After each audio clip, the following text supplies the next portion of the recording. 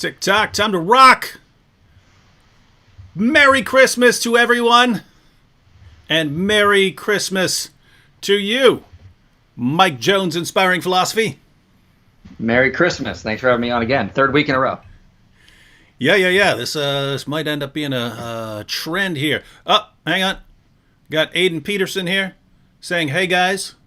He's a young apologist up in New York. Started tagging along with us when we were rolling up on groups like the Black Hebrew Israelites and stuff like that. So, oh boy, nice.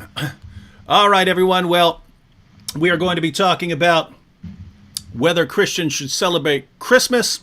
We're going to be talking about whether Christmas is pagan. We hear a lot of things, and this is a good time of year. Turns out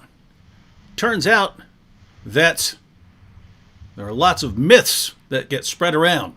If you think to yourself, "Hey, where did I get that from?" This claim doesn't have to be on this topic. It's about all kinds of topics. But lots of times we believe things and they get passed around, and then if we actually start looking into them, we find out the evidence doesn't always go where we think. Air Church here is asking, will wood appear decorated too? So I think he's asking if I'm going to have a Christmas hat as well. Sadly, Air Church, I left my Santa Claus costume at Vocabs when we were recording a certain episode of Muhammad's Boom Boom Room that will air on Christmas Eve. I won't give any more details about that. All right, well, we're gonna be talking about Christmas, and it's actually an important topic to a lot of people. If you believe that this is like some just pagan thing, and that all of these things we do on Christmas we actually got from the pagans. Like Christians one day were looking at the pagans going, man, they're worshiping this tree over there, and they're bowing down to this tree. We could do that too. We could have a tree and then just bow down to it and be receiving presents from the tree, like we receive presents from the mother goddess or whatever you guys think that was. You could see why, seeing Christians celebrate Christmas around the world might bother you. And so we're going to go ahead and have a look on that. IP, why don't you introduce yourself for anyone who's watching and didn't see one of the last couple live streams? Why don't you go ahead and introduce yourself for everyone? Yeah, I'm Inspiring Philosophy. I'm a Christian apologist. I have a channel here on YouTube, just like David does, and I do a lot of different videos. The only difference is you never see my face in the videos. It's all just graph-driven videos. Yeah. But so yeah, I cover a lot of topics. One of the topics I cover is, does Christmas have a pagan origins? Yeah.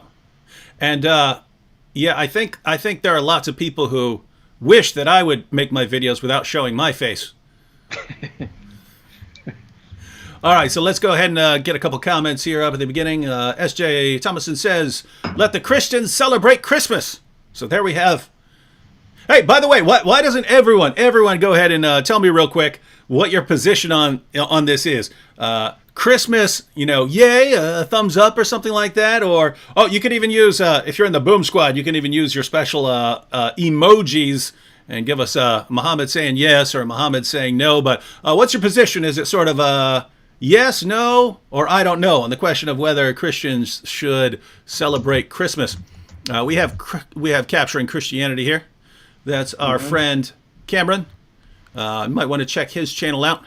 He's cool because Cameron, I think he has a background in like photography, right? He has some technical background where he's like a master of like videography and photography. So his recordings are like the highest quality thing you'll ever see coming from an apologist. All right. Oh, go ahead. Yeah, a lot of comments coming in, people saying it's pagan, some saying they like it, so that's good. But yeah, there's a common belief that Christmas descends from a pagan holiday, and I cannot find any evidence that it actually is. So people just sort of believe it without any evidence. Yeah, let's check out some of these comments, and when we get to one that you want to respond to, you just jump on there. So Hello People says, let's go ahead and get everyone's position here. Christmas is not bad. I think this is before I asked for sponsors.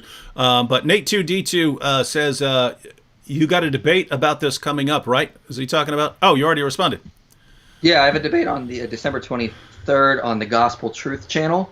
I've done debates on this in the past. I did a debate on the channel called New to Torah. He's like a crazy fundamentalist, and we debated it. That was one of my favorite debates I've ever done. I also debated a pagan on capturing Christianity, I think 2 years ago. He goes by the name Ocean. He's actually a really nice guy, but it was fun. What's the exact topic?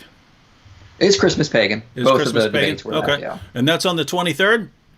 Yeah, that'll be on the Gospel Truth channel December 23rd. Are you going to repost it on your channel? I'll share the link. Okay. All right, everyone. Yeah. So, yeah, if you want to actually see this, now who'd you say you were debating on this? His name is like Brother Jay, I think. I don't know. I'm gonna look him up again. Oh. Yeah. If it's, it might be the same brother. Okay, Brother Jay. Yeah. Oh, that's interesting. I think you know. Yeah, that's interesting.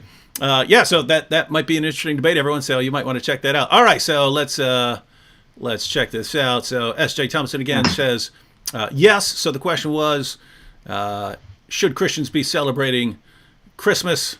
End Time Watchman said the tree is a phallic symbol. Yeah. Now is that correct?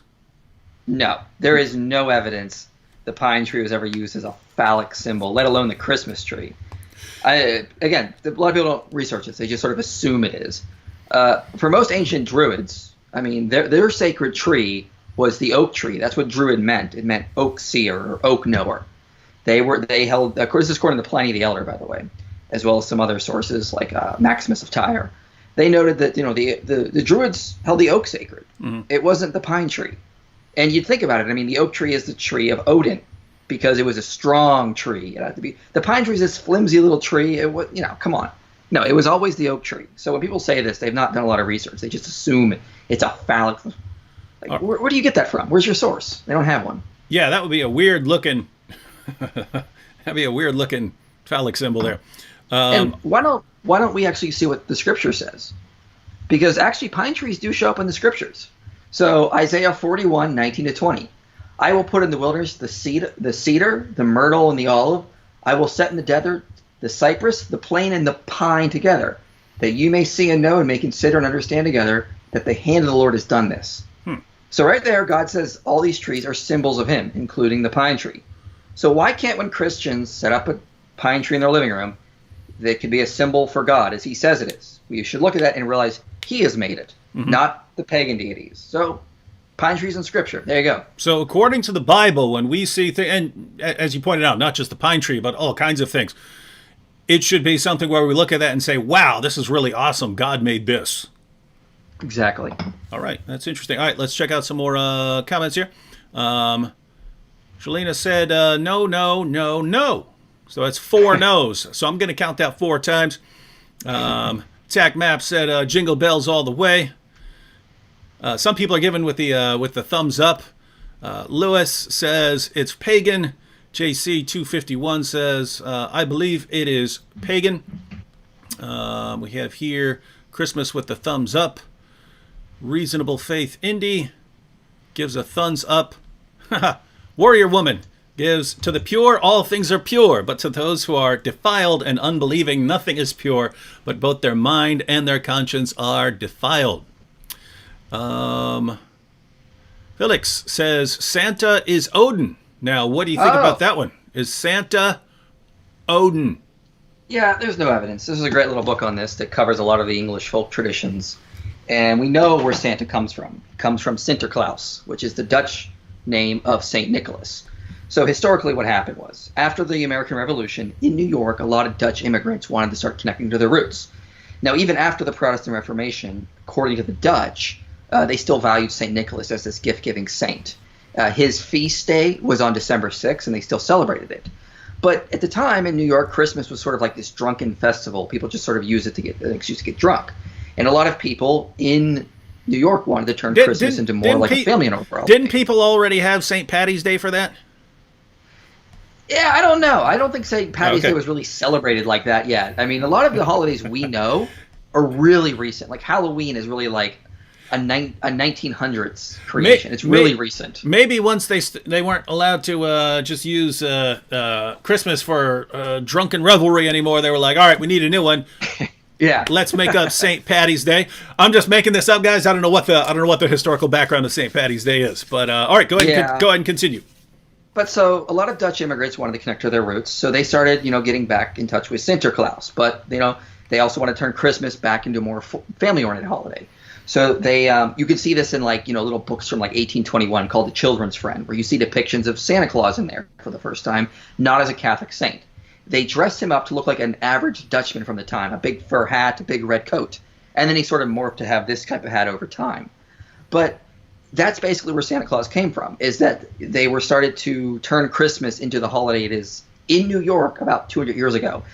Before that, gift giving was more associated with New Year's Eve. They moved it to Christmas. It was close enough. They started exporting it to the world. 2 years ago, when I debated Ocean on capturing Christianity, he's a pagan. He thought Santa Claus came from a character in Scandinavia called Joulupukki. Well, I hadn't heard that before, so I looked it up after, and actually it's the other way around. In 1927 to about 1950 or so, in Finland, there was a radio broadcaster named Markus Rautio, and he morphed Joulupukki into a Santa figure. Santa comes from St. Nicholas in New York about 200 years ago, and then when he was exported to the world, they actually started to morph him in with, pagan deities over there. So it's actually went the other way around. It's just one of those kind of ironies of history. People think Santa came from Odin or a pagan deity. Well, no, Santa came from St. Nicholas, and then in Scandinavia in about the 1927 or so, they started to morph him in with pagan deities. But there's no evidence Santa goes back to a pagan deity. He goes back to St. Nicholas. Go figure. So starts with St. Nicholas and then sort of morphs over time into, in other words, doesn't start with Odin getting morphed into Santa Claus, starts with St. Nicholas, and then over time morphing into what we know as Santa Claus. Yeah, and there was a guy I asked to debate who just brought him up in the live chat. His name was Truth Unedited on YouTube, and I messaged him last year if he would debate me on this. He turned me down. He didn't want to debate this with me live, so just remember that. People bring him up. He doesn't know what he's talking about. Mighty Mouse here says to commercialize. Now that's a kind of a different kind of objection, right? Like you can have any holiday and any holy site and it could become too commercialized, right? So Jesus had this problem when people were using the temple grounds to make money, make a profit, and so on like that. He had a problem with the Temple Mount becoming too commercialized, and I have a problem with lots of holidays, especially ones that just seem like completely manufactured to get people to buy stuff. Like Christmas. You have a celebration, but as each generation goes on, you want to get bigger and bigger and bigger. And I know kids nowadays get way more than me and my friends got when we were kids for Christmas, and we probably got more than the previous generation got, and so on. So yeah, things become more and more commercialized. My problem is where it's like Mother's Day. Yeah, I believe you should love your mothers and fathers and all these different holidays and stuff like that. But some of them seem like manufactured just to get you to go out and buy stuff. So for years, I didn't like anything. Valentine's Day, didn't want to get buy flowers or anything like that. I eventually came to think, even if these are manufactured for people to spend money, it's not a terrible thing. That kind of keeps the economy flourishing if people are actually going out and buying stuff from stores and things like that. So I don't have a terrible problem with it. But that is a kind of different issue with Christmas. So you have one, should Christians celebrate Christmas? And then a kind of different question would be, how do you celebrate it, right? Do you celebrate it by buying tons of stuff and focusing on what are you focusing on during Christmas? Any thoughts on that, IP? Yeah, just remember what Paul said in 1 Corinthians about the Lord's Supper and how the Corinthians were abusing it. He didn't say throw it out now. Now you've corrupted, it's horrible. He said get back to what really matters. And there's a lot of materialism associated with Christmas. Let's get rid of that. Let's get back to what really matters at Christmas. Mm-hmm. And so we should do as what Paul said in 1 Corinthians. Yeah. And one easy thing to do is if you are celebrating Christmas and you're giving gifts, you've just set yourself up for an awesome opportunity to tell your kids about the greatest gift ever. I know that's what happened in a upcoming episode of Muhammad's Boom Boom Room. All right. Well, we still have a ton of responses. It looks like the yeses are winning. So if we judge this by democracy, we have a lot of no's, and we have a few undecideds, but it looks like It looks like the yays are winning. So we can basically pack up and take off because we believe in democracy here. And the people have spoken. All right, so why don't we go over some of these alleged pagan holidays that Christmas is supposed to come from? Yeah. Yeah, I was. While you're starting those of you who said no, now keep in mind, everyone, there are way more that I didn't get to. I'm going to be scrolling down. Those of you, because IP has studied this a lot, so those of you who are saying no, Christians shouldn't celebrate Christmas, go ahead and give your reasons. You may have already given some. I'm scrolling down through the yeses and nos right now, but go ahead and give us your reasons. And we'll bring those up, and we'll see if you've got what it takes, because there are a lot of people here. There are a lot of people here who are saying yes, Christians should celebrate Christmas, and there were people saying, yeah, if you want to, you don't have to, but if you want to. So you have positions like that. So if you're right and Christmas is actually pagan, you're going to have to correct these guys, and so we're going to give you an opportunity to do that. All right, go ahead, IP. Yeah. So my position on it basically is that you don't have to, but you can if you want to. There's nothing against it. I don't see why we have to say, you have to or you shouldn't. There's no obligation, but there's no prohibition either. So, but one of the reasons a lot of people say you shouldn't celebrate Christmas is because they say it comes from a pagan holiday. There's no evidence of that. So the biggest holiday people try to bring up is Sol Invictus. And they say, well, this was celebrated on December 25th. And I say, yes. But what's the first time it was ever said to be on December 25th? Well, you don't see it until the Philocalian calendar, which dates to 354 AD. Okay, that's after the time of Constantine when he came to the throne. That's the only source that ever says there was a pagan holiday on December 25th. And they say, well, but no, Emperor Aurelian from the 3rd century, he set it up that day. No, there's no evidence of that. First of all, the Julio de Claudian fasti inscriptions, these were the imperial inscriptions of Rome. They say sun festivals were on August 8th, August 9th, August 28th, and December 11th, and maybe October 19th. And the Philocalian calendar says that Emperor Aurelian honored the sun with chariot races every 4 years, October 19th to the 22nd. Never once do we see until 354 AD is there a pagan holiday on December 25th. It might just be that the Christians were celebrating on the day, and they were starting to take over the empire, so the pagans moved their holiday there since they were accustomed to moving their holidays around, as you can see from the fasti inscriptions. What about Saturnalia? Everyone thinks Saturnalia was on December 25th. No, Saturnalia is right now. Saturnalia, according to Macrobius, started on December 17th and for about 3 days. During the days of the Republic, it went for about 7 days, which means it ended on December 24th. And it has nothing to do with Christmas. It was a day when slaves and masters would switch places. They would have they would play games. There'd be free speech allowed. That'd be basically it. But doesn't the Julian calendar say that the winter solstice was on December 25th? Yeah, but there was no holiday on that day. They treated it the same way we treat the winter solstice on December 21st. Oh yeah, it's the winter solstice. Anyway, back to work. No one cares. Neither did they. And in fact, that's not the only calendar that said that. They didn't really know. So, for example, the calendar of Antiochus says the winter solstice was on the 22nd of December. Pliny the Elder says it was on December 26th. Columella says it was on December 23rd. So they didn't really know. You had one calendar that said it was on 25th. Some said it was other days. But either way, there was no holiday actually celebrated on that day.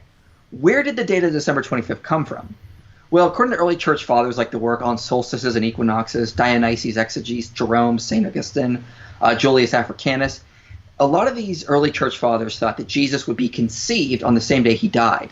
And the two dates that they calculated was March 25th and April 6th. That's why the Eastern Church still says Christmas is on January 6th. Because if you count forward 9 months, you get December 25th and you get January 6th.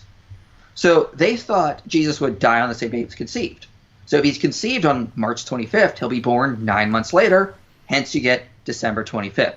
That's where it actually came from. And ironically, even though the pagans had holidays like all year round, they just happened to pick a date, December 25th, when no pagan actually had a holiday. And same with January 6th. I'm wondering if you could review that point again, because it really causes a problem for what people are told, right? What you hear, especially in the West now, is the pagans had their holiday, December 25th, and they're celebrating whatever the pagans were celebrating during that time, depending on which holiday you say it was. And then the Christians, and I've heard it kind of two ways. one, either the Christians who were used to that just kept celebrating it and they just sort of, added Christ to it, or two, that the Christians deliberately set up a rival holiday, right? Like, oh, these guys are celebrating, let's celebrate something even cooler. So they set it up then to rival it. But what you're pointing out, and I've heard Tony Costa point this out as well, is that that's not how they came up. That's not how they came up with that date. They had in the ancient world a peculiar belief, and there's actually something similar in Islam. I've seen it in Muslim sources that prophets are born on the same day that they die. So the prophet is born on the same day that he died. Some sort of view about some sort of harmony in the world or something like that. But there were Christians in the ancient world who believed that certain people, special people, are going to die on the same day that they were conceived. And so they actually were early Christians were calculating a date for when they believe that Jesus died. So they're calculating, okay, time of the Passover, here's the year. They're calculating when the Passover was, when Jesus was killed, and then they calculate 9 months from when to when he would have been conceived. And then, that would be the same date that he was conceived on. And so then they go 9 months from that, which is about when he would have been born on. And they come up with December 25th. And so if that is actually the case, then their date had absolutely nothing to do with trying to copy the pagans or trying to set up a rival day to the pagans. It would just be, yes, they have an idea that we don't have anymore, just like early Muslims had an idea that prophets were born on the same day that they would, the same date that they would die. So we don't have that belief anymore. So we would disagree with the calculation and so on. But the point is that was based on some peculiar belief they had, and not on them trying to copy what pagans were doing. Mm-hmm. Yeah. And some people also try to bring up Yule. This was a northern holiday, up at the Norse celebrated it. Problem. If you read someone like Pliny the Elder, he says these northern tribes calculated their months according to the moon. Bede says the same thing in the Reckoning of Time. That means Yule would have been on a different day every year. So Snorri Sturluson actually says that King Haakon the Good established Yule on December 25th to coincide with Christmas. And he says this in the History of the Kings of Norway, page 106. Before that, Yule was celebrated on a midwinter night and for the duration of 3 nights. So it's actually the other way around. Yule was placed on December 25th to coincide with Christmas after missionaries came into the region. So again, there is no evidence Christmas was placed on December 25th to coincide with a pagan holiday. There's just no evidence of that. I'm sorry. You need better sources if you want to refute me. Mm-hmm. And I had it up here a minute ago. There was another comment that I think is, let me put it this way. If you're claiming that Christmas is pagan, then the question is, what is your evidence, right? And that's what we're asking here. What is your evidence that it's a pagan holiday? You can't just say, well, I've heard that a lot in my life, and that's what I saw on The Big Bang Theory. Or Adam ruins everything. Yeah, Adam ruins everything said it, and he was wrong. Yeah, so we want to know where you're actually getting this from, because if you're incorrect, then you should want to be correct in what you're saying. But there are other kinds of objections, like one I just posted a minute ago, where someone said, but Christmas teaches kids to be materialistic and to be seeking after gifts, and those are kind of a different kind of objection. You're not saying, hey, Christmas is pagan or it's not. You're just saying that it's become something that's having a bad impact on kids. So what do you think about that, IP? Yeah, it's the same thing with what Paul talks about in 1 Corinthians. The Lord's Supper became this pagan-like festival, and the rich were oppressing the poor, and he says, stop doing that, get back to what matters. Yeah, people can use Christmas in the wrong way. That doesn't mean we throw the baby out with the bathwater. We just get back to what Christmas really means. Abandon the materialism. We've really reduced gifts in my family. We don't buy gifts for everyone. I think we're doing a Secret Santa this year, so we're only getting one gift for one member of my family, and it's got to be under $25 because we're trying to get rid of the materialism. I think more people should try to focus on that. Get rid of the materialism out of Christmas. Mm-hmm. All right. Here's one. This is from Sweet Tea Stevens, who apparently has some strong views on this issue. She said, this year we are not doing Christmas in our home anymore. We are doing Hanukkah, which is the festival of dedication from John 10:22 to 23. We will celebrate Jesus 9 days in a row. And I think the reasoning here is, well, it's a holiday you find in the Bible, and therefore you celebrate that instead of Christmas. And just my initial thoughts would be, I think this actually goes against you, Sweet Tea Stevens. I think this one goes against you massively here. And the reason is, well, think about what the Feast of Dedication or Hanukkah was celebrating. So Antiochus Epiphanes defiled the temple, set up all kinds of horrible things. It was under pagan control. And the Jews, this is during the what's called the intertestamental period, so between the testaments, so after the last book of the Old Testament, but before we have the Gospels. During that time, you had the Jewish war there, and when they eventually won, and they went in and rededicated the temple to cleanse and purify it from the paganism that had taken over the temple. So they set up that festival. Now, were they ordered to set up that festival? Were they ordered by God through a prophet to set up that festival? Or did they say, here's something that is really, really a great moment in Jewish history, and we want to set up a holiday to remember this so that we never forget what happened here? And you say, yes, well, it's in the New Testament. Right. It's in the New Testament a long time after. So notice, it's in the Bible, not because it was ordered by God, but because people, human beings, wanted to celebrate something great. And then later on, it's a feast. It's a festival. So do you see the problem there?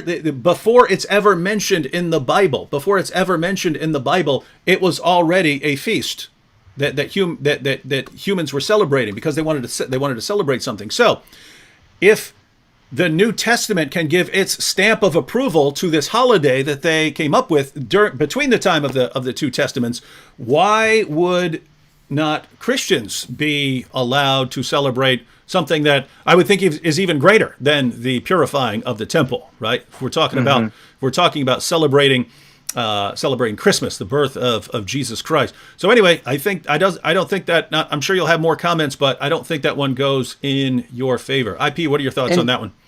I don't think Jesus was born on December 25th. Yeah, I don't either. Know. He may have been. I don't care. Michael Heiser's got his own views. I don't care. It's just a day to remember the incarnation, which is very, very important. So, why can't Christians celebrate it? If you don't want to celebrate it, fine. That's up to you. But there's no reason Christians can't. People keep bringing up Jeremiah 10. Come on, that's a really bad argument because people don't read past verse 4 technically. Oh, I actually have this. I hear that so frequently that I pulled it up on the screen. So let me go ahead and click on it. I'll just read the passage real quick, and then you can comment. Mm-hmm. Whoops. Let me see here. See if I can get this. All right, here we go, I think. Yes, we got it. All right, so Jeremiah 10. Hear the word that the Lord speaks to you, O house of Israel. Thus says the Lord, learn not the ways of the nations, nor be dismayed at the signs of the heavens, because the nations are dismayed at them, for the customs of the peoples are vanity. A tree from the forest is cut down. You see that, ladies and gentlemen? A tree from the forest is cut down, and that's just like Christmas. A tree from the forest is cut down and worked with an axe by the hand of a craftsman. They decorate it with silver and gold. Oh my goodness, you pagans decorating your Christmas trees with ornaments. They fasten it with hammer and nails so that it cannot move. We do it a little differently. We put that little stand that the Christmas tree stands in. We clamp it in there. Their idols are like scarecrows in a cucumber field, and they cannot speak. They have to be carried, for they cannot walk. Do not be afraid of them, for they cannot do evil, neither is it in them to do good. All right, IP. How is that not a total perfect parallel to pagan Christmas trees? Because verse 5 says they're crafting idols. It says their idols are like scarecrows in a cucumber field. They cannot speak. They have to be carried. They cannot walk. That's an idol. They're cutting down trees to craft idols, which they then decorated in gold and silver. That's what we actually have from the ancient Near East. We don't have any evidence of Christmas trees. There is not an Old Testament scholar, Jewish, Christian, atheist, anyone, who says this passage is about Christmas trees. Anyone who says that doesn't know their history, doesn't know the scriptures that well. This is about idols being crafted. If you read past verse 4, that's what he keeps talking about. Idol crafting, idol crafting, idol crafting. That's what the whole chapter is about. So yeah, this is about making idols, which no one does. Decorating your house in pine once a year is not making an idol. You know what? Did you know that do any of you have pictures of your grandparents or parents up on the wall? Did you know that pagans worship their ancestors and they put up pictures of their elders and their ancestors up on the walls? Well, I guess if you do that, you're mimicking the pagans and you should stop. Mm-hmm. No, anyone with half a brain will realize what you're doing is you're just honoring them. You could be venerating them. That does not mean you're worshiping them like pagans do. Know the difference. Yep. Don't just say it looks pagan, therefore it is. But again, there's no evidence Christmas trees go back to paganism. All right, Ricky Cox here says, my position is that it's a holiday that the Roman Catholic Church adopted in the centuries following legalization by Emperor Constantine prior to Christianity being the only declared religion in the, it looks like he continued, but I'd have to scroll down to find it. So yeah, it is something that was sort of set up as an official holiday after Constantine. But we have evidence that Christians were celebrating it prior to that. Again, I can go back to my sources. Hippolytus, for example, mentions that there's on solstices and equinoxes. Adrian Nocent dates it to the end of the 3rd century. So that's just before Constantine. But again, Julius Africanus, Julius Sextus, all these people talk about celebrating Christmas prior to that. I think Justin Martyr even mentions that. Or no, it's Clement of Alexandria who mentions it. But the date was still in dispute during that time. Mm-hmm. Shalina here says, and this is I noticed this. So you kind of have different categories of objections. You have the objections that are along the lines of, Christmas is too commercialized. It's bad. It has, causes kids to be obsessed with presents and thus losing sight of what it's for and stuff. And there, you can think that Christmas is good, but that people have corrupted it. And as someone pointed out, well, what do you do? I mean, people corrupt all kinds of things, right? So do you stop? Do you stop reading the Bible because false teachers have corrupted the message and things like that? So you have to clarify yourself on those objections. Then you have the claims that it's actually pagan, and we have some people giving us some details, so we're actually going to look at those and look at those stories. Although, oddly enough, I'm looking at some of the different explanations for the pagan origin of Christmas are contradicting each other. So this is going to be interesting. Yeah, they're saying, oh, no, it was this. Oh, no, it was taken from this. Oh, no, it was taken from the Babylonian this. Oh, no, it was taken from the Roman this. So we're going to have to, we're going to get to the bottom of that. But this objection right here, we see, and this is similar to what Sweet Tea was saying, Christmas is not God-given. First century church did not have Christmas. So the claim here is just, hey, I don't care where it came from. The objection here would be human beings do not have a right to set up a religious feast or a religious festival or a holiday. Human beings are not allowed to do it. And so once that New Testament has been finished, Christians are not allowed to celebrate anything else. And therefore, if you do it, you're following something that's man-made, not from God, evil, wicked. IP, what do you think about these kinds of objections? Because there's a bunch of them. There's kind of a category of them. Yeah, it doesn't make sense. I mean, it's just because it's man-made. I mean, the internet's man-made, so what? Yeah. I mean, Thanksgiving is man-made. 4th of July is man-made. Shalina, did first century Christians have the internet? Did they have computers? Did they have iPhones? Did they have MacBooks? Think about this. No one is dressing like Jesus did. We're following the clothing customs of man. We're dressing like modern Westerners. That's a tradition of man. Is that evil? These people don't really think through their arguments. They just go, Christmas not in Bible, therefore bad. It's a horrible argument, and they don't really think these things through. All right, and then we have a category of objection where people are saying something but not providing the slightest bit of evidence. So Gabriel here says, Christmas is pagan, so if you are Christian, you shouldn't celebrate other gods. Well, there's no evidence it is pagan. I mean, someone named JC earlier mentioned Yule. And he says, look, it mentions Yuletide, Yule logs. Doesn't that go back to the pagan holiday of Yule? No. Let me quote from this book again.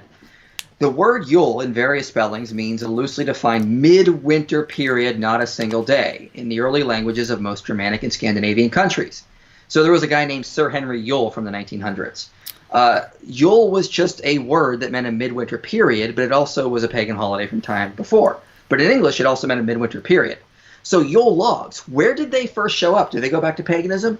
No. The first time you ever hear of Yule logs, it's in Robert Herrick's poetry collection. 1648, that's when they were written, number 784, and it's called a Christmas log. It's not until Aubrey's In the West Riding of Yorkshire on Christmas Eve, dating to 1686, is it called a Yule log. And that was just people were burning logs in the winter, so they called them Yule logs because that meant a midwinter period.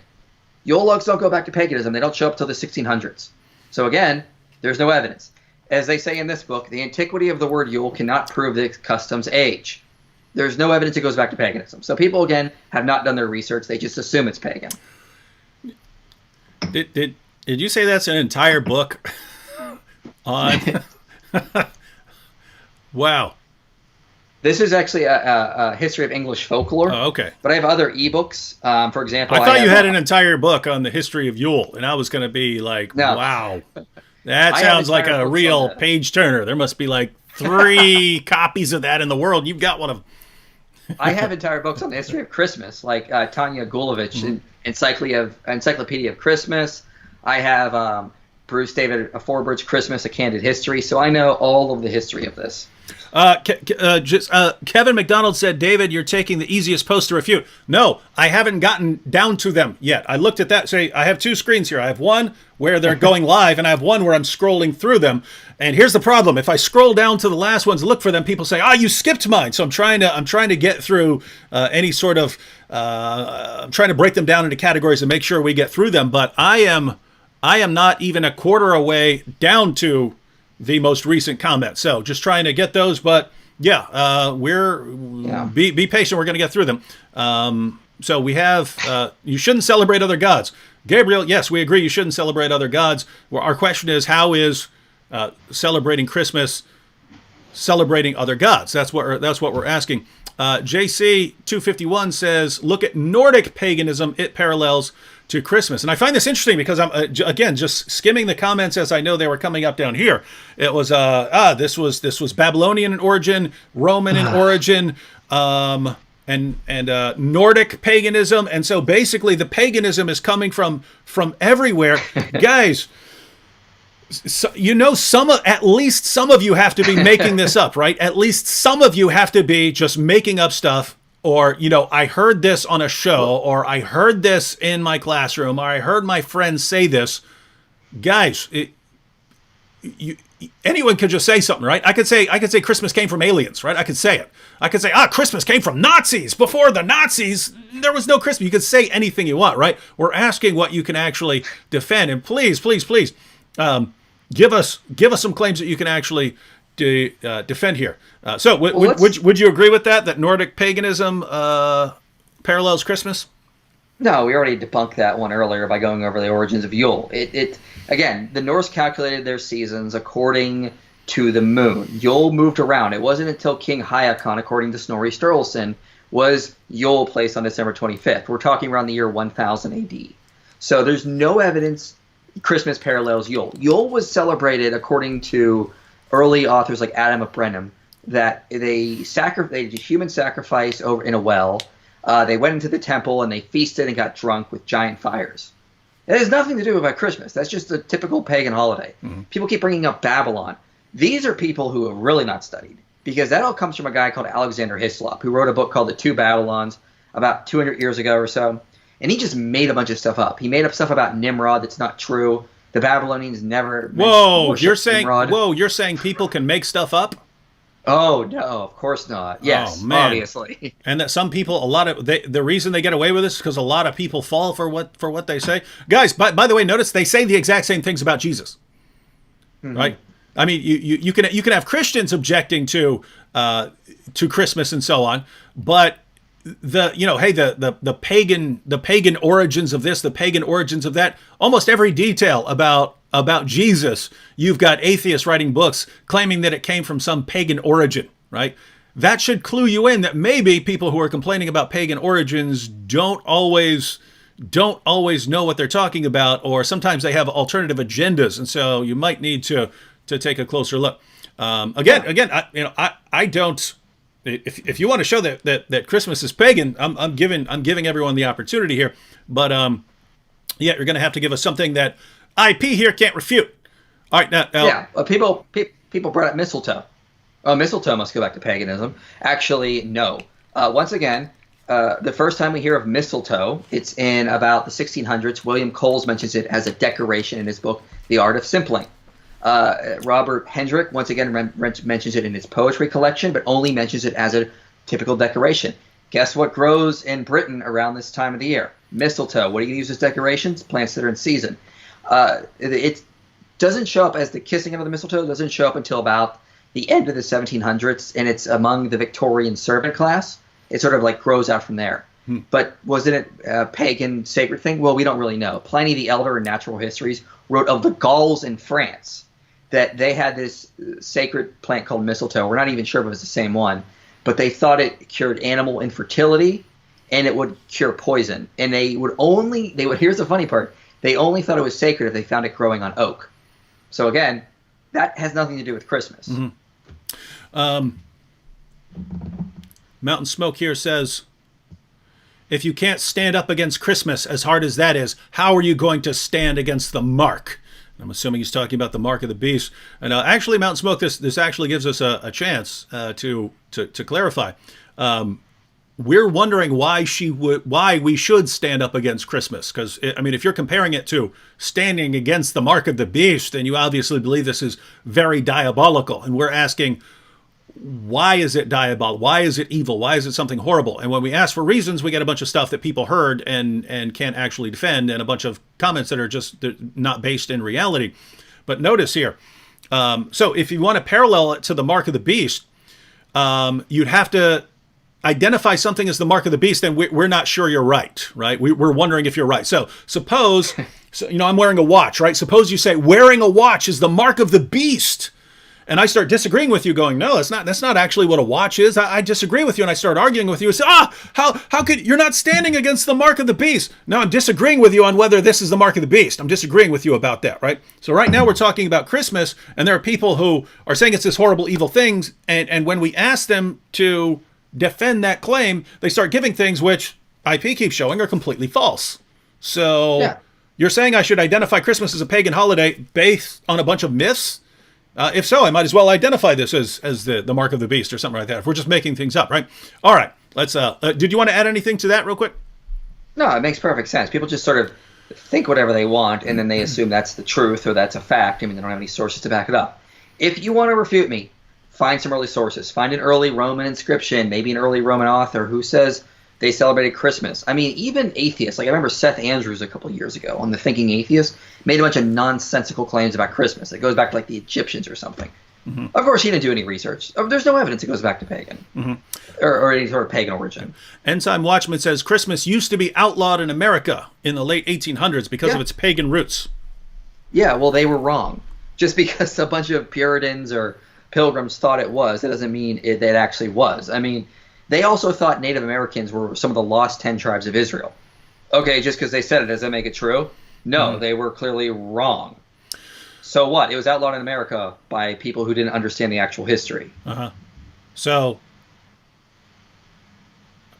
the question here would be, what if they outlaw the Bible or something like that? Or if we're talking about the mark of the beast, what if they outlaw you if you don't get the mark of the beast? Would that then make them right?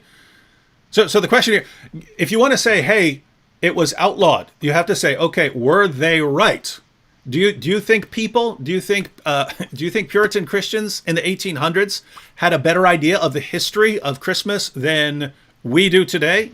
Even though we have far more research and far more access to the history of these things. In other words, you'd have to say that the Puritans in the 1800s were really, really good scholars of the history of Christmas, and they really, really knew its origin. Because I have to say, if I were to hand over the laws of the country to a lot of people in the chat here, I think a lot of people would say, yes, outlaw it, ban it, it should be illegal. And so we're asking why. Were these people right? If these people were right and it had pagan origins, then you should be able to show that their reasons were correct. In other words, you should just be able to put forward the same research. See, this is what they found out when they researched it, and I've done the same research, and here's why it was pagan. Yeah, and someone mentioned in the chat that there was 12 days of Saturnalia. Nope. No early source says that. The longest it was 7 days during the days of the Roman Republic. If it started on December 17th, it ends on December 24th. Never goes back there. What about Christmas trees? Someone brought up Christmas trees. Okay, the first time Christmas trees show up, it's in Eastern Europe around the 1500s. It's first mentioned in a German town called Alsace. I don't know how to pronounce it. Alsace. It's from an ordinance from 1561 on heights of Christmas tree. They can't be above a certain height. That's where we first hear about them. Some have legends. They say it goes back to St. Boniface, who cut down a sacred oak tree and then pointed to the pine tree as the symbol of Christ. Some say it goes back to Martin Luther. Not a lot of evidence. We're not really sure. What scholars most likely think where the Christmas tree came from is it morphed from something called a paradise tree. So around the medieval times, that sounds pagan. Plays got. Oh, actually not. It's actually kind of not. Well, it sounded like it though. Yeah. Now, around the medieval period, plays got popular, and they started doing like Bible plays. The feast day of Adam and Eve is, lo and behold, December 24th. So they did an Adam and Eve play, and you needed a tree. Well, in Germany, there's not a lot of trees that are in bloom because they're all dead. So they got a pine tree, and they decorated with apples and sometimes wafers used in the Eucharist, and they used that as their paradise tree. Well, and as you know, in medieval Europe, you don't let food go to waste. So most scholars think that just sort of morphed onto Christmas, that on Christmas Eve or Christmas morning, they'd gather around the paradise tree, and they'd eat the apples and the wafers off of it. And that just slowly morphed into a Christmas tree. That's what most scholars think. Now, we're not entirely sure, but that seems to be the most likely explanation, is that's the closest precursor. Some think there was an earlier Christian precursor in Portugal. Some say Estonia. Some say Lithuania. We're not really sure, but it doesn't really show up to around the 1500s, and it seems to have just morphed from a paradise tree. Norma here says, I've read it has a pagan origin. Well, we don't doubt that you've read that it has a pagan origin. I've read that the entire story of Jesus is based on pagan myths and legends. We're asking what's the actual evidence for that, and then it was instituted by the Catholics. Well, those are kind of two separate things there. So does it come from pagans or from Catholics, or are you saying that it was instituted by Catholics who are imitating the pagans? Guys, that's what we're asking for. Show us this. Every example we get is, Christmas trees, they're pagan. The Yule log, that's pagan. The mistletoe, that's pagan. And it's turning out that there's no good evidence for anything you're saying here. So, guys, okay, so let's suppose hypothetically that Christmas is this really bad thing. Do you not also believe it's a bad thing to sort of spread around myths? Right? Like, isn't that a bad thing too? In other words, supposing you're right. Supposing you're right, the reasons you're giving don't seem to be factually correct. Now, don't you believe that it's not good to spread false claims just because you heard them? I'm not saying you're a horrible, evil person for doing that. I mean, we all believe lots of things that we've heard throughout our lives. But when we're specifically in a situation where we're saying, hey, what is your actual evidence for this? And you're telling us something that you heard on some video. Here, let me give you an example. So Fly Fishing here says, Fly Fishing said, a rude awakening, Michael Rood has much info. Pagan Day, December 25th. So Michael Rood has given... He's a moron. Oh, yeah? He doesn't know what he's talking about. He makes up stuff left and right. And, he's like off the deep end in terms of scholarship. He never gives really good sources. He claims all the Babylonian crap. I mean, what are you saying? He's just wrong. I thought it was Nordic stuff or Roman stuff or Egyptian stuff. Oh, whatever you want it to be. They just sort of make it up as they go along. Yeah, they must have. I mean, gosh, guys, coming up with Christmas, if they were like incorporating the pagan elements of completely different cultures from completely different times, this was an amazing conspiracy here. So Fly Fishing, once again, if you're saying he has much info and you're familiar with that, you've watched it, you've agreed with it, you can obviously tell us what the claim is so we can examine it, right? And give me your sources. What early source mentions Christmas as pagan? Is it in the Egyptian Book of the Dead? Is it any sort of Babylonian inscriptions? How about Roman inscriptions? Romans have a lot of inscriptions. We can go through all the Fasti inscriptions today. We can go through Pliny. We can go through Columella. We can go through all of these early sources.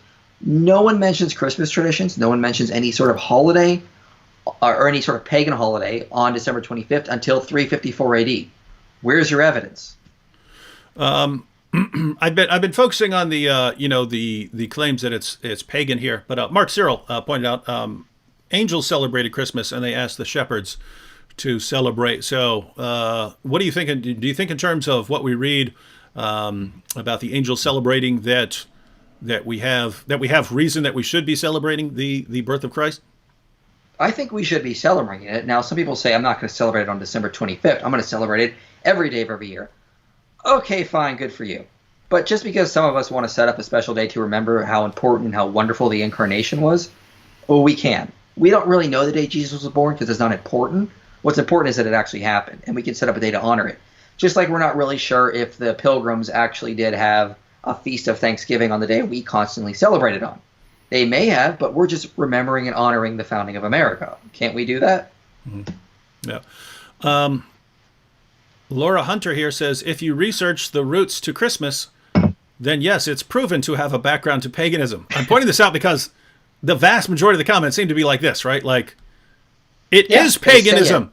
If you study it, if you listen to this guy's talks or this guy's video, then yeah, it's clearly pagan. And yeah, gosh, Laura, I mean, we're pretty much begging for any, like, just a specific example of a pagan origin that can actually be defended with early sources. They say that if people point to Michael Rood, Jim Staley, both of them they don't know what they're talking about. They don't give any actual sources. So in other words, they just point to like this Nimrod so crap. They're the sorts of guys who would, go look through a bunch of books or look through some, internet articles and then say it all, and then people who aren't questioning what they're being told will just accept it. The way, again, lots of atheists will be on their channels and saying, the myth of Jesus' virgin birth, that was taken from this pagan story, and the resurrection, that was taken from this pagan story, and so along the way, guys, you can say anything with a lot of confidence, and you can say you read it. And if you want to believe it enough, just like there are lots of atheists who just want to believe that Christianity had a pagan origin, and so they hear their guys saying this, and they say, oh, well, yeah, aha, Christianity, pagan origins. You can do the same thing with other things. So we want to make sure that we're not doing that, but in the process, a lot of you are doing that. You're doing the exact same thing that people do to explain the pagan origins of Christianity and so on. Yeah, and if you go back and you watch earlier parts of this hangout, I went through and I gave you all the primary sources, scholars, people who are actually historians. You can go look these things up. Go look up the poetry collections I mentioned. Mm-hmm. Look up what Pliny the Elder says about the Druids and the Gaelic tribes. Look up anything in the Philocalian calendar. You can see all this evidence yourself. I have nothing to hide. I'm giving you the actual sources. Why is it that Michael Rood and Jim Staley and all these others who say it's pagan don't want to give you these primary sources? That's weird. Yeah, guys, so let me explain what I mean here, right? It's very easy for someone to say, let's use an example.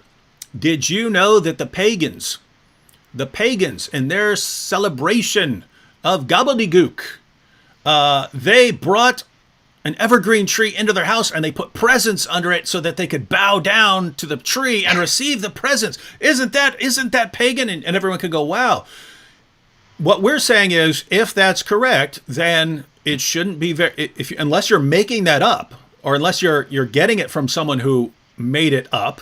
And keep in mind, you could be hearing it from someone who heard it from someone who heard it from someone else who heard it from someone who made it up. Our point is, if that's true, and if that is based on evidence, assuming you didn't just get this from Revelation, right? You might have said, I got a special revelation that that's where the Christmas tree came from. If you're claiming that you actually have evidence for it, then we're just saying, give us the source, right? Give us the source. Here is the source that predates any Christian use to show that this is what the pagans did with it. And I don't know, it seems like something easy to do. We have tons. I would also... Oh, go ahead. Oh, yeah, I'd also remind people who say this is pagan, they're like, we should be celebrating the Jewish holidays. Please read this book. It's written by a scholar. His name is Richard Hess. He's one of my favorite Old Testament scholars. He went and he found the origin of a lot of the Jewish festivals we know in the Old Testament. And what he notes is that they align with pagan festivals celebrating the god Dagon at a city called Emer. The Jewish festivals align up pretty much on almost the same dates.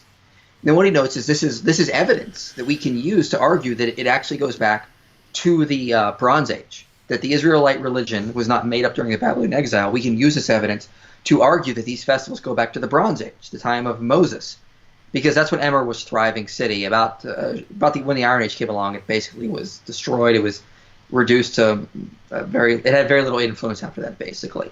And so he says that the Jewish festivals were crafted as sort of polemics against the pagan festivals, so the Jews would not be lured over to celebrating pagan festivals. You can't go celebrate these pagan festivals because we have to celebrate our own festivals for Yahweh on these days. So they set up their own festivals on pagan holidays, on the dates, to sort of like do this sort of like counterculture thing. Does that mean they're evil? No. And if the Christians ever did the same thing, well, let's say there's some sort of hidden conspiracy that they set up December 25th on a pagan holiday. So what? That's the same thing Moses did, and the evidence supports it. So people don't really think about this type of stuff. What about Mount Sinai? Mount Sinai probably was originally a mountain dedicated to the god Sin. Remember, before the Israelites got to Mount Sinai, they had to go through the desert of Sin to get to Mount Sinai. Well, that was Yahweh's mountain originally, so he just took it over again, even though they probably worshipped the pagan god on that before Moses showed up. God just sort of took it over. Again, God can reclaim anything he wants. He owns all the days of the year. He owns all the trees, all the mistletoe, all the mountains. He can do whatever he wants. So people are worried like, oh no, mistletoe, Christmas trees. Come on, use some common sense here. Jacob Brown had a question for you in the super chat. Sorry, I haven't gotten to the super chats yet. I've been sort of scrolling through in order here. But Jacob said, did Ocean Keltoy ever get back to you about the historical origin of Joulupukki and how it supposedly influenced Santa? Yeah, so that was the debate I had on Capturing Christianity a couple years ago with him. And no, we never, we just kind of moved on with our lives. But I looked up Joulupukki, and again, Joulupukki was not a Santa figure until 1927. Santa Claus was basically being celebrated in New York early 1800s. So in 1927 in Finland, a radio broadcaster named Markus Raituio morphed Joulupukki into a Santa figure for Finnish children. So, no, it's actually the other way around. Santa changed Joulupukki. Santa was not based on Joulupukki. I just wanted to point out to, someone down here is making fun of the Jeremiah 10, but I keep seeing this over and over again, right? So, guys, I want to point out when you're making a claim, right? You're making a claim. It's paganism, and I know I've done my research, and we're asking for reasons. And your main case, see, I haven't studied this, right? I haven't gone out. I haven't done a lot of study. There are people who have, like IP. Again, my friend Tony Costa. He's done a lot of research in this. I hadn't. So you could actually convince me if you had some good evidence, right? But when the people who are arguing most fervently start giving objections where even though I haven't done the research, I can examine this one very quickly. I can think about the problem here very quickly. And you start saying Jeremiah 10, and anyone who's read Jeremiah 10, this isn't talking about the idea of a Christmas tree. It's talking about cutting down a tree and making an idol out of it, right? And we all agree here. We all agree you shouldn't make an idol out of a tree, right? You should worship the living God, not a dead tree.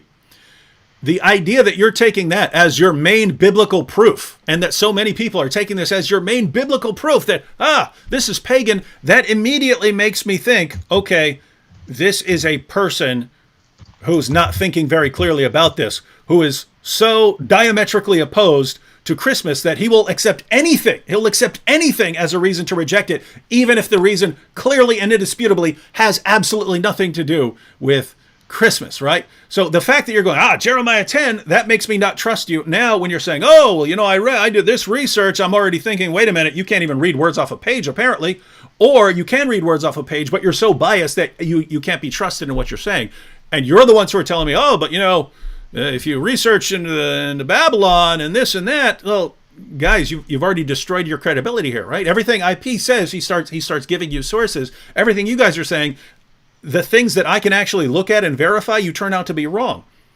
So I have to say, you're not making a good case here. And I gave a lot of primary sources so far, but if you want books on this, see Tanya Gulovich's Encyclopedia of Christmas, Bruce David Forbes' Christmas: A Candid History. There are papers on the origin of Christmas, like Stephen Hidgman's paper, Sol Invictus, The Winter Solstice and the Origins of Christmas.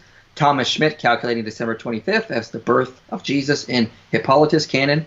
So yeah, just go look up these sources. Mm-hmm. I have nothing to hide here. I have all the primary sources. I have all the scholarly sources. And by primary source, I mean going back to like ancient times, like Pliny the Elder or the Philocalian calendar, the Fasti inscriptions. The Fasti inscriptions, the imperial Fasti inscriptions are online. If you search them, you will find them. You can read what they all say in English. I have done that. They're quite a dry read. There's only one time December 25th shows up, and it was the day that a consul was elected. And that was random. That didn't happen the same time every year. That was just, it just happened to fall on December 25th one year. So Fly Fishing here says, go back to ancient Babylon and then teaching. So yeah, no evidence. If we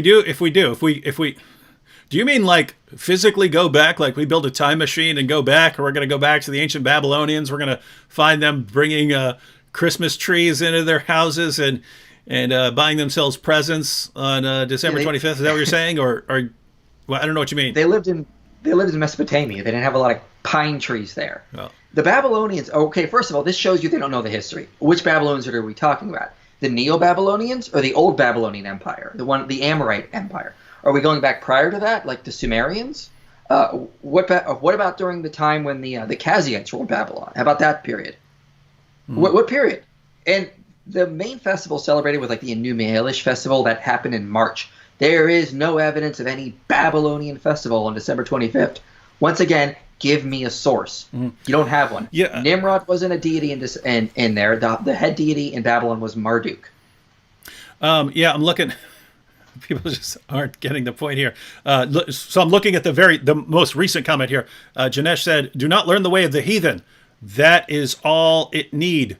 So, Janesh, have you not been paying attention at all? You're saying, do not learn the way of the heathen, right? So don't imitate them in the ways in which they do like wrong things, right?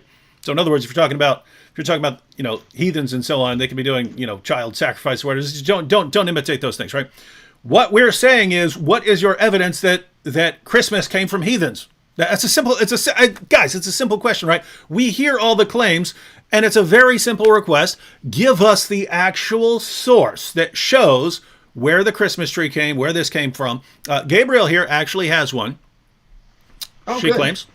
She says, because the evergreen tree is where Odin sacrificed himself to himself according to Norse mythology. So. Nope. What? No? How do you know? How have you researched all of this?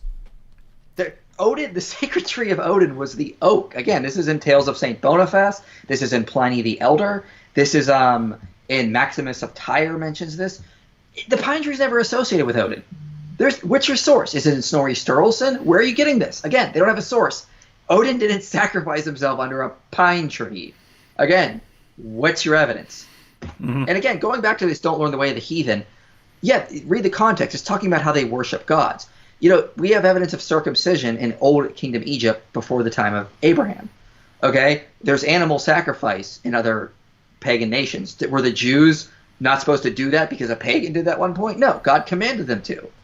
God is saying don't do the things the heathens do that are sinful. Just because a heathen may eat a sandwich, that doesn't mean we should never eat sandwiches. Mm-hmm. All right, guys, I'm having a problem in that the comments are coming up way faster than I could possibly get through them. So here again, I find myself not even 1/4 of the way through the comments because they come up faster than I can read them and control the other things here. So why those of you who've been following the chat, why don't you tell me what you think the best objections were?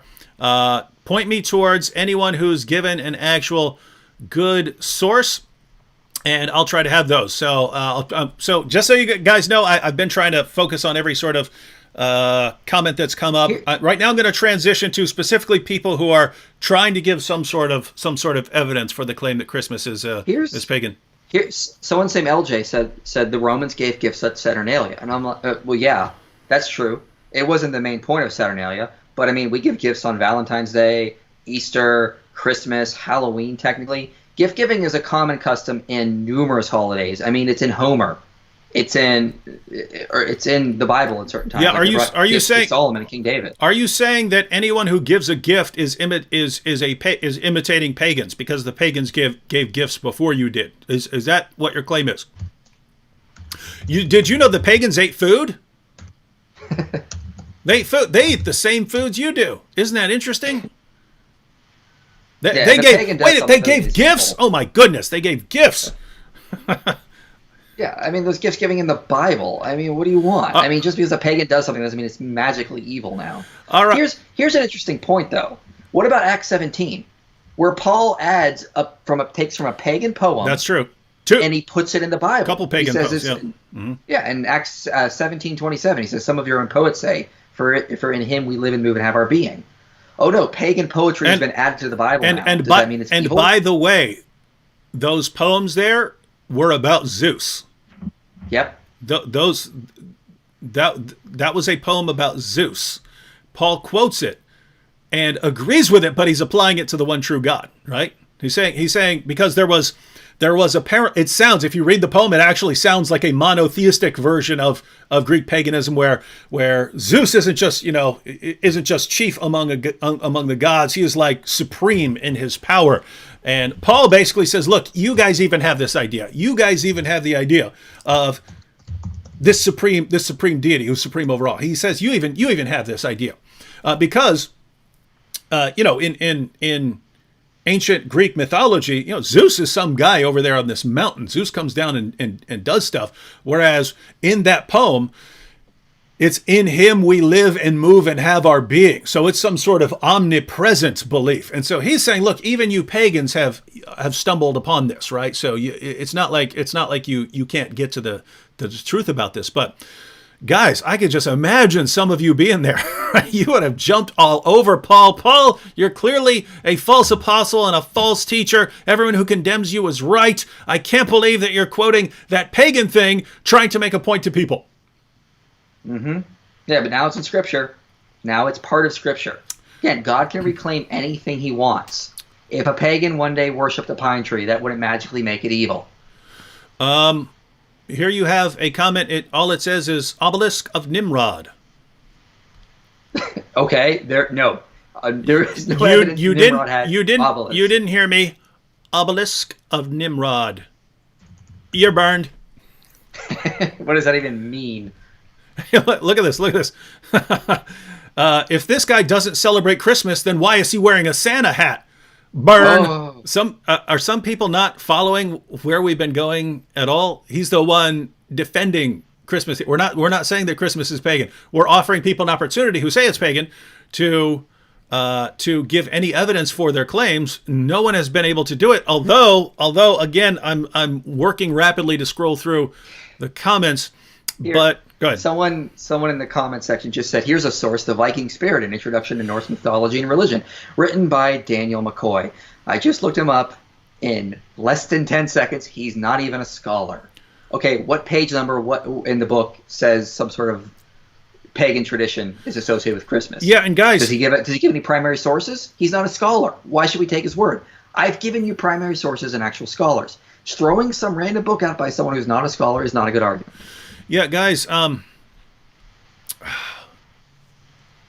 when we say a source, we don't mean I read it on this book or in this book, or I heard it on this show, or I saw it in this video, right? We're saying if you're claiming that the pagans had their pagan gift-giving festival around the Christmas tree with the Yule log and the mistletoe on December 25th before Christians ever did that, we're saying obviously, if that claim is based on any sort of evidence, you could give us the evidence, right?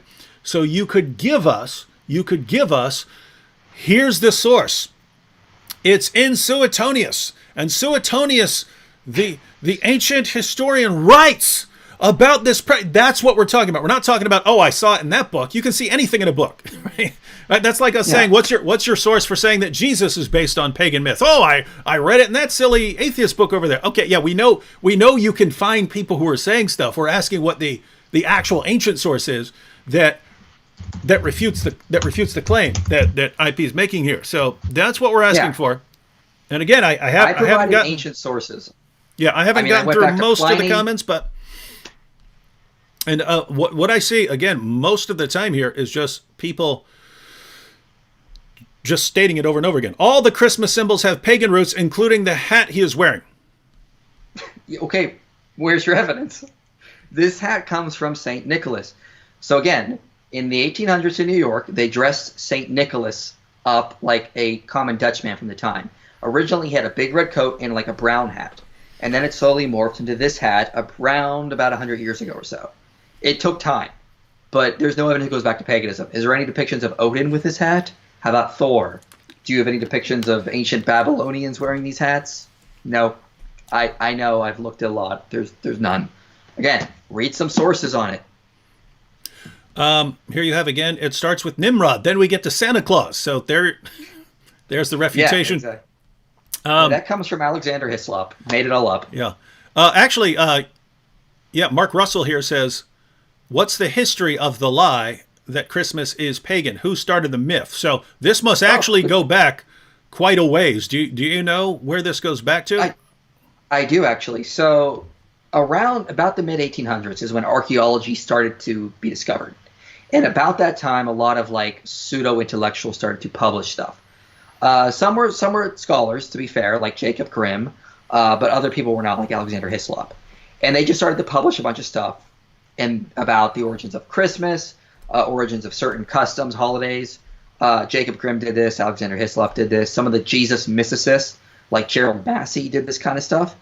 And they just made stuff up, and people believed them because archaeology was just starting to come out. People were getting excited about it, so they just were picking up anything they could find on it. And it just continues to this day. That's how successful they were. But a lot of actual scholars today are showing that there's no evidence to go back there. And again, give me primary sources. I will go look at the inscriptions. Yeah, guys. Again, I always think of parallels that are along similar lines. But I'll give you an example. The story of Galileo being tortured and so on by the church, and this being part of the eternal war between the church and science and so on. That actually goes back to the 1800s, where the guy who was putting that forward was actually a rabid anti-Catholic, and it was because he didn't like Catholics coming over from Europe. He didn't want Catholics coming to America, so he used that he used that historical event, the trial of Galileo, to argue that the Catholic Church had a war against science, and therefore we need to stop Catholics and so on because they'll stop science. But then the myth was sort of passed on, and the point here is, yes, you had Galileo and he was put on house arrest. It wasn't really because of his scientific views, right? It was he insulted the Pope. He violated a contract. The Inquisition wanted to let him go. The Pope was so enraged that he had insulted the Pope and basically called him a moron that he said, no, you find him guilty of something. And so they went and did that. And so if you look at the actual causes, there are all these tons of reasons that went into this guy made a lot of enemies, mainly because he's one of the greatest trash talkers who've ever walked the planet. And he enraged everyone. He was so brilliant in putting them down. And then he would make characters about them in his dialogues and insult them even more and so on. He enraged everyone. So when they got the opportunity, they jumped on him, including the Pope. And how does that get represented? It gets represented as there's this eternal conflict between Christianity and the church. When if you look at who starts that story about this being the problem, it's a guy who just really didn't like Catholics. And so, yeah, you can point to things, just as you can point to atheists who will attribute all of the origins of Christianity to pagan influence. And you could point to them and say, they're saying it. Yeah, we want to know if they actually have good reasons. But similarly, you can point and say, this guy said it, or this guy said that, or this guy said this, or this guy said that. We know lots of people can say it. What we're doing here, and I would want to do the same thing with an atheist. If I were sitting here with an atheist and he said, but the pagan origins of Christianity, guess what? When an atheist say that, I know he hasn't studied. I know he saw that in a YouTube video. I know he heard that from some moronic college professor who's never studied these things, right? I know, because we know that that's not the case. And we know that actual scholars who deal in this say that's absolute nonsense, right? So the stuff we're doing here is we're trying to get you to say, okay, I understand. I've believed this my entire life. I've believed for the past 45 years that it's pagan because I kept hearing that all my life. And I know that a lot of my friends in church said that. And my pastor even called it, as there's an example right here. Someone said that his pastor, that a pastor calls it Satan Claus, not Santa Claus. And we have here, Santa is Satan with the T and the N transposed. I don't know if Rescue by Mary here is joking or not. But what we're saying is, guys, we know that we hear things. Just like if you're talking to an atheist and you tell them that actually what they believe about the history of Galileo, it isn't anything like what they heard. They don't want to believe it because they want to believe so bad that Christianity is anti-science that they have to cling to these few examples that they have. They have to cling to them. And when you challenge them, they get all angry. And how can you deny this? It's so obvious. And they just keep repeating what they're saying. Well, we're in a different situation, but very similar. We have lots of people run around on the internet every Christmas. It's pagan, it's pagan, it's pagan, it's pagan, it's pagan. We say, all right, give us the evidence. And we haven't seen any yet. We've seen people try to give evidence, and that's good that you're trying to give evidence, but what have you given that IP here hasn't immediately exposed as false? Here's someone just gave a source called the Poetic Edda, Stories of the North Gods and Heroes.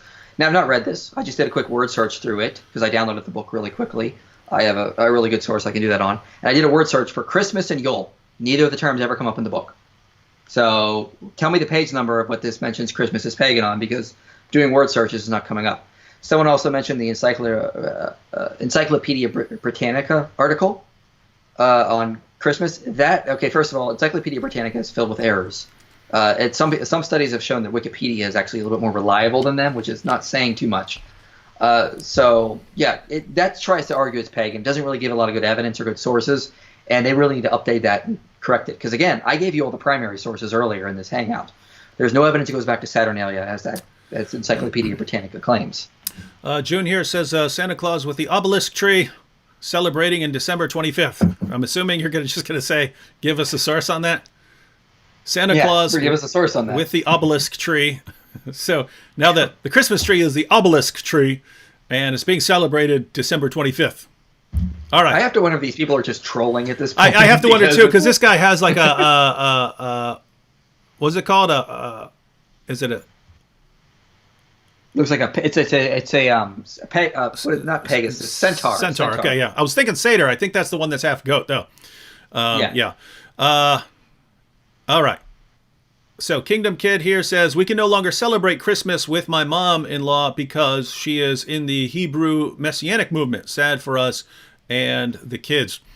Yeah, that's a crazy group. Yeah, and just to be clear, we're not, because several people have commented. Matter of fact, I have a comment here by Cheryl R. in the super chat.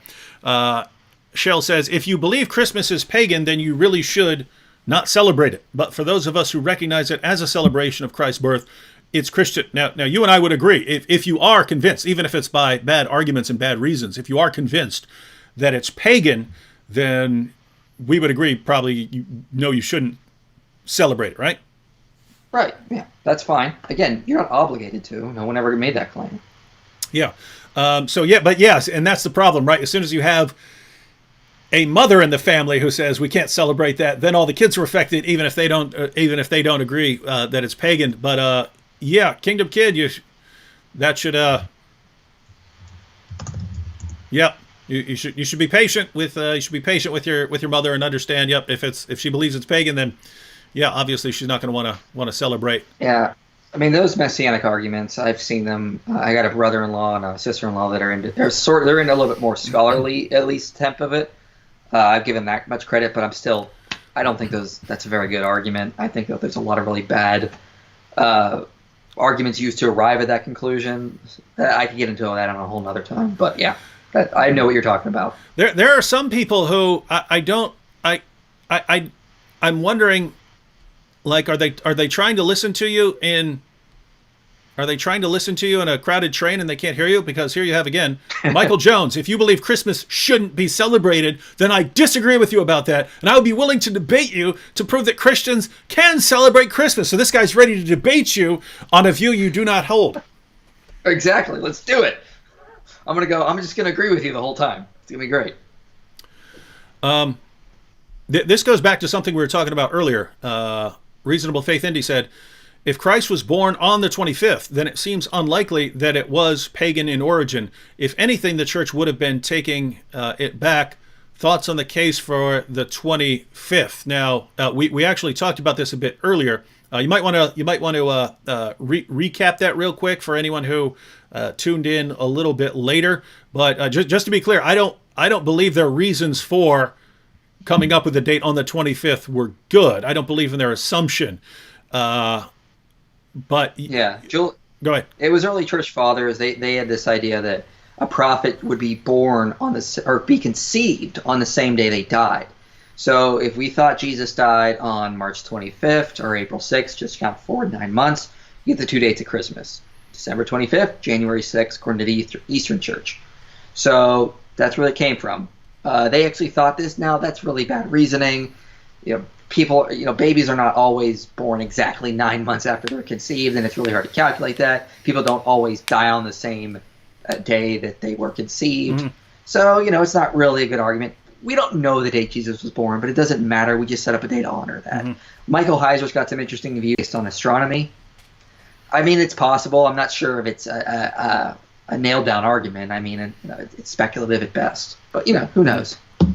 So, but just to be clear, if we did agree with that, right? If we did agree with them, and we thought, important figures like Jesus are going to die on the same day they're conceived, and we were convinced of that particular date for Jesus' death, then we would agree with that. So that's what we're questioning, everyone. So, but the point is, notice. What Reasonable Faith Indy said here actually applies either way, right? Actually applies either way to the question of whether there was pagan influence on the date, right? So he said, if Christ was born on the 25th, then it seems unlikely that it was pagan in origin. Notice, Jesus doesn't have to be born on the 25th for you to conclude that this wasn't them copying the pagans, right? If they simply believed, if they had a belief that someone like Jesus was going to be conceived on the same day that he died, if they believed that, and then they calculated 9 months from then to see when he would have been born, then that also means that they weren't getting it from pagan sources, right? They're getting it based on a belief in the sort of harmony of things, that this is how important figures are. This is how they come into the world, and this is how they exit the world on the same day. So notice the same principle would apply. They're not copying it from pagans. They have a weird idea, but it's based on their sort of weird idea rather than paganism. Mm-hmm. Exactly. All right, here is a super chat here. PHP said, the position that Christmas is pagan is in line with the fundamentalism that led Bart Ehrman potentially to walk away from the faith. Thoughts? And he said, also, I enjoy both your work, and I really miss Nubil. Merry Christmas. So I think the claim here is that this sort of fundamentalism that's seeing paganism lurking behind every door and constantly worried about and obsessing over paganism. He's saying here that this is this similar to the kind of fundamentalism that led Bart Ehrman to walk away from the faith? Yeah, if I remember correctly, I think it was like a strong. He was strongly holding to inerrancy. That like everything had to be absolutely perfect, but it wasn't actually this thing that led him away from Christianity. He mentions he was trying to argue for an alleged contradiction in Mark, and one of his professors says maybe just Mark made a mistake, and that opened the floodgate, and maybe it's all a mistake, that kind of thing. But I think he's just saying it was in line with this kind of fundamentalist mentality, and I think probably yeah. It's this mentality that you're trying to look for the devil under every rock, and everything has to be absolutely perfect. I mean, it was just at ETS. You and I were there, and I remember Mike Licona saying, like, "What does inerrancy even mean anymore? Like, what does it even mean anymore?" People, depending on who you're talking to, inerrancy is always defined differently. Mm-hmm. So, I mean, that's a whole other topic for another time. But it's an unfortunate case study. Yeah, I'll draw a sort of different. A sort of different parallel here, ladies and gentlemen. If you accept arguments without being careful, then you could accept all kinds of arguments, right? Now you could be raised as a Christian and you've never really examined it, and you might be on the right track because you're a Christian, and you might come to believe things like Christmas is pagan and not really have any good reason and just accept what you're told and so on. But I'll say that if you believe things without looking for good reasons for them, then I do think you're opening yourself up in a way that Ehrman did. If you look at Ehrman, his actual reason for rejecting Christianity, it's kind of a myth that he saw these problems and then rejected Christianity. The arguments from the text of the Bible and stuff, what that did was it convinced him not to be a fundamentalist, right? He says that it was all the human and animal suffering in the world that convinced him to reject Christianity, right? Because basically, hey, if there's the sort of God that we read about in Scripture, then we shouldn't see all this pain and suffering in the world, but we do see it, and therefore a God like that doesn't exist. And so now that's actually my field in philosophy. The problem of evil, or the argument from evil, is my field in philosophy. I read some of Ehrman's book on the problem of evil. He actually wrote a book on the problem of evil, and that's how he started the book, saying this is what actually led me away from Christianity. It wasn't my research and things like that.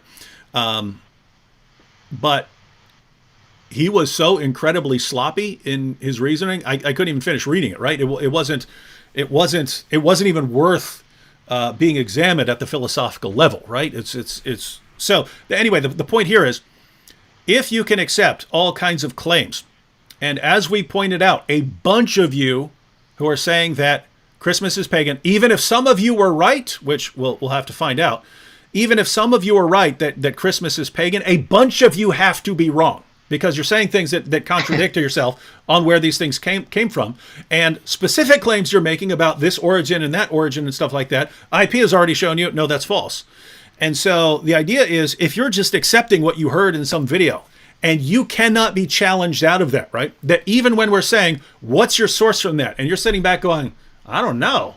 I believe it really, really hard, but I can't think of where I got that from.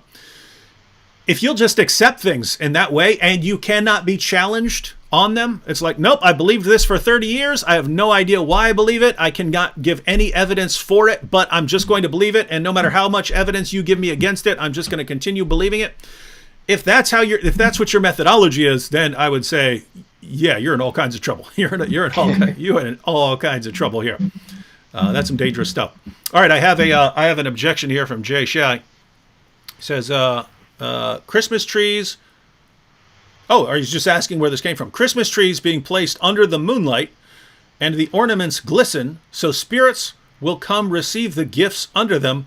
Where the heck did this story come from? I don't know. Never heard it in any scholarly source, never any primary source. It probably is some sort of modern myth, because people make up all sorts of modern myths today.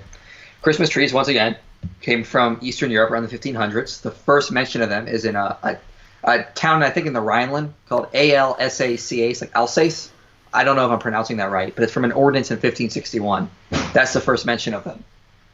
Mm-hmm. For all we know, it probably originated before that, but it basically came from European traditions, probably more from a paradise tree used in Adam and Eve plays on December 24th.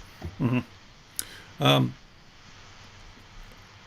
All right, guys, I'm just going to, we don't want to be on here all night long because, well, that's what we would be if I keep trying to go through all these Yeah, it could comments. take forever. Again, I skipped to the end because I saw Jay Shai's comment pull up, so I went ahead and skipped down. But yeah, I am officially still not even a third of the way down, so I'm going to have to scroll down. Super chats are highlighted, so if I can catch some of those.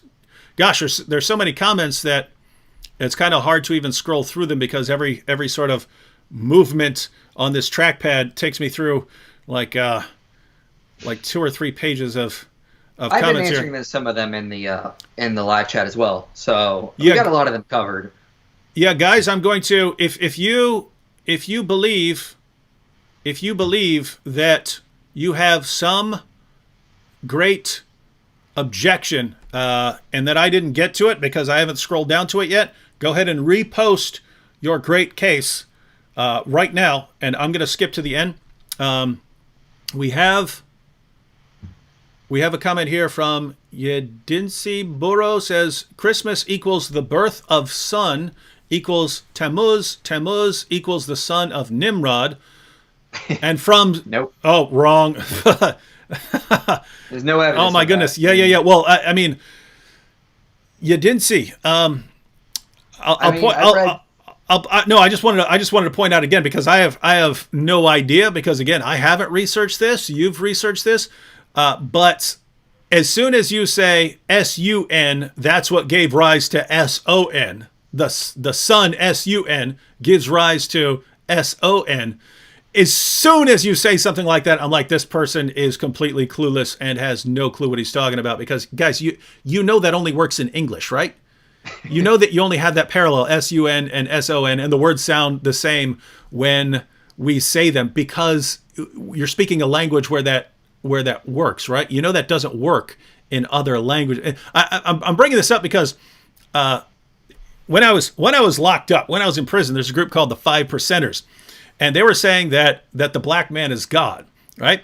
And their argument was that the word Allah. So they're the 5% of the Nation of Islam. So they're an offshoot of the Nation of Islam, which is an offshoot of Islam. They argued that Allah actually stands for arm, leg, arm, head. ALLAH. And Allah stands for arm, leg, arm, head. And of course, the problem. You're talking Arabic, and the way that Arabic is spelled in English, and that's telling you about these English words: arm, leg, arm, head. You know that doesn't work in Arabic, don't you? You know that doesn't work in Spanish, right? You know that only works in this particular language. And so, yeah, when you say something like, sun gave rise to son, boy, you got a problem here. But you see this comment, right? Which one? This Yedinsi comment. Oh, Do yeah. you see it on the screen? All right. Oh, so, yeah. Mother, Semiramis, all that stuff. Again, all that was made up by Alexander Hislop.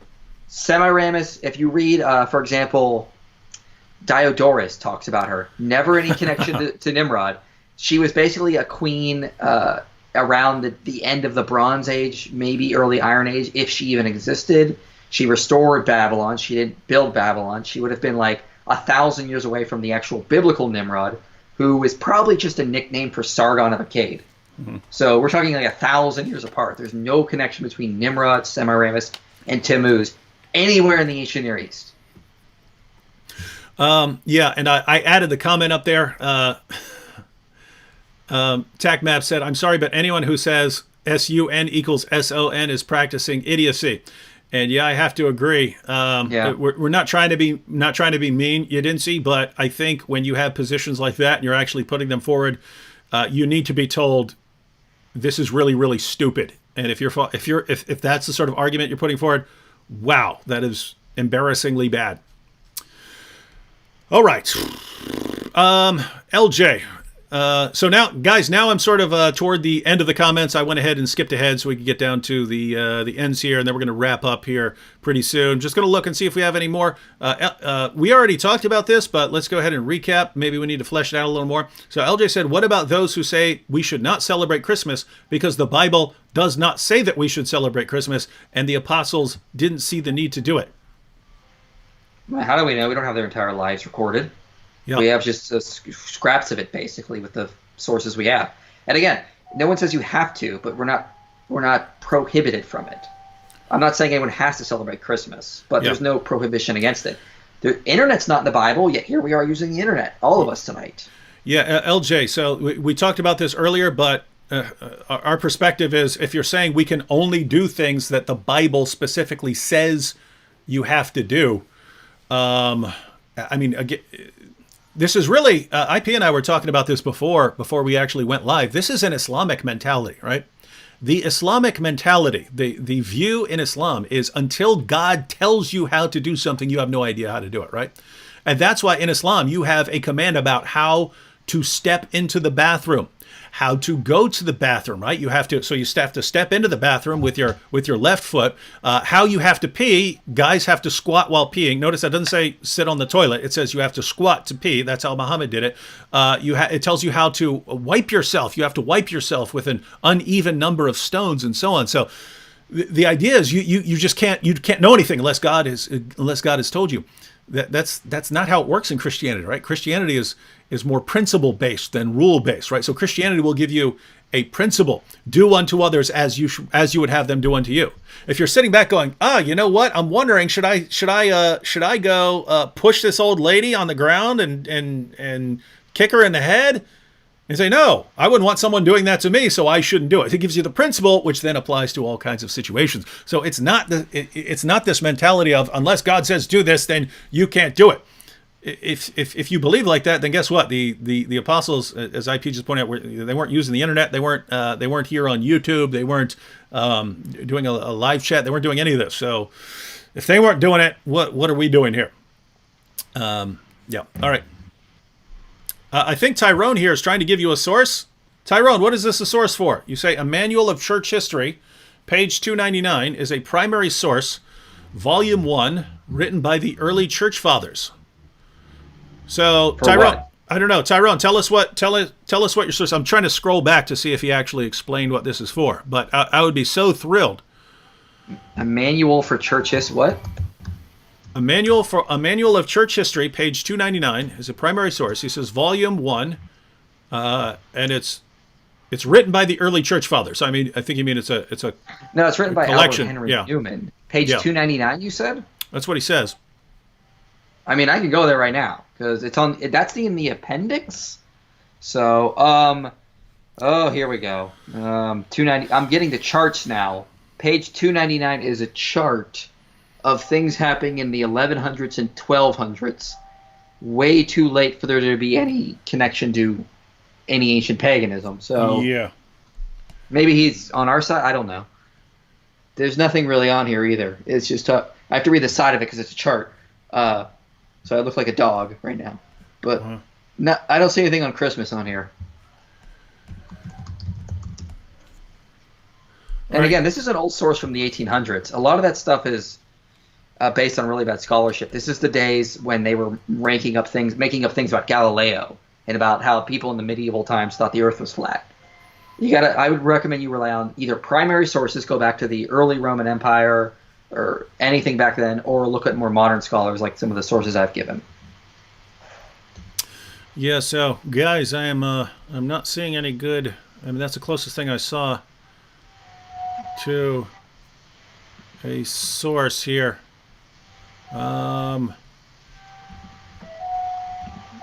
IP, by the way, feel free to, as we're both looking at the comments here, feel free to respond to any comment you see. Yeah, I mean, I saw some people saying that Christmas is, the fact is that, his name is John, I forget what he said exactly, but, Christmas, it's a lie to say Jesus was born December 25th, so if you celebrate Christmas, you're celebrating a lie. No, we don't know the day he was born. It's just a day we set up to honor the incarnation.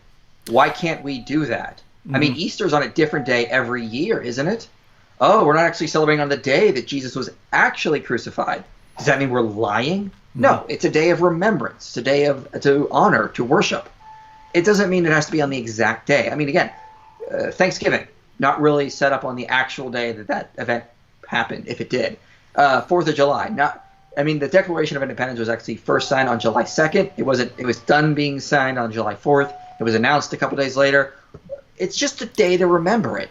It doesn't have to be on the exact day. Like, this is a Yeah, and ridiculous. the biblical parallel I see here is you see it in the Old Testament. When you had during the time of the patriarchs, they'd be going around and they would have some encounter with God, and then it would say they put up a little pile of rocks to remind them, right, to serve as a reminder, so that years later, they would see the pile of rocks and say, "What happened?" Well, that's when this happened, and so they would put up these little monuments in different places so that future generations, when they're asking, "Hey, what's that for?" you get to tell the story again, right?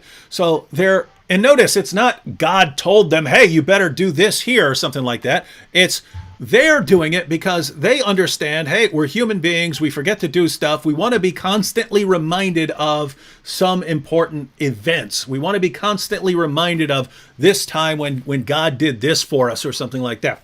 So we're different. We don't set up piles of rocks to do this anymore. We do it with dates. So when we want to be reminded of, the Declaration of Independence or something like that, we set up a holiday when we want to make sure we remember on a yearly basis the birth of Christ or something like that. We have holidays for those things.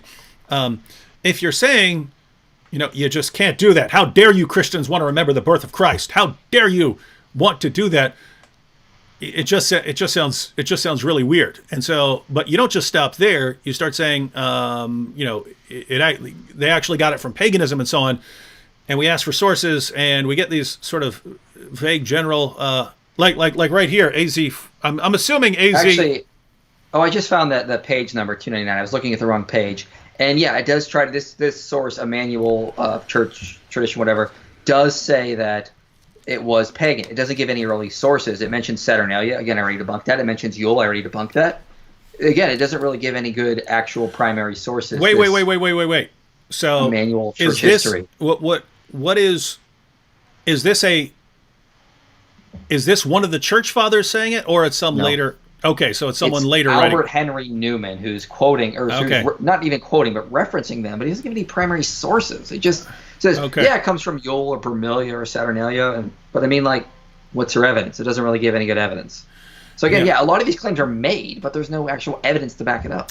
Yeah, Tyrone, we know you can find all sorts of people who say this.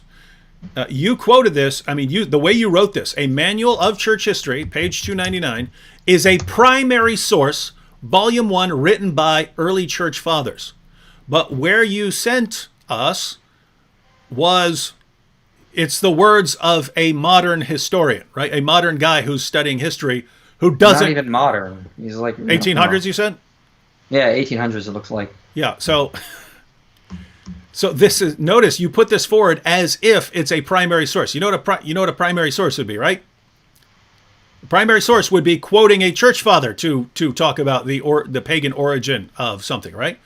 But you're not. You gave us something that's written a long time after the church fathers.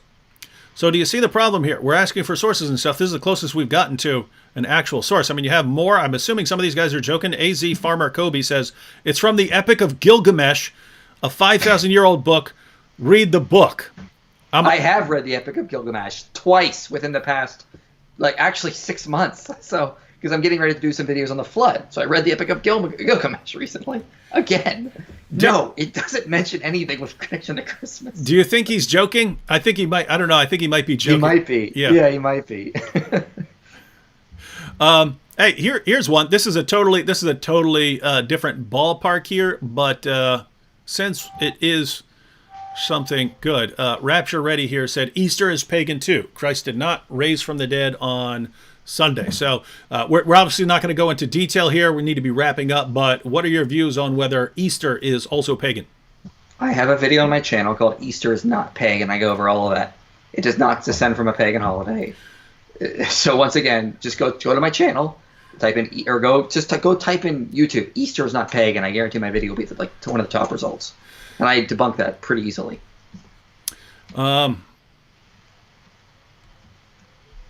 Luke, what's that? Oh, I also have a video on Halloween, and I'll have a video on Valentine's Day soon. Mm-hmm. So you're covering all the holidays there. Yeah.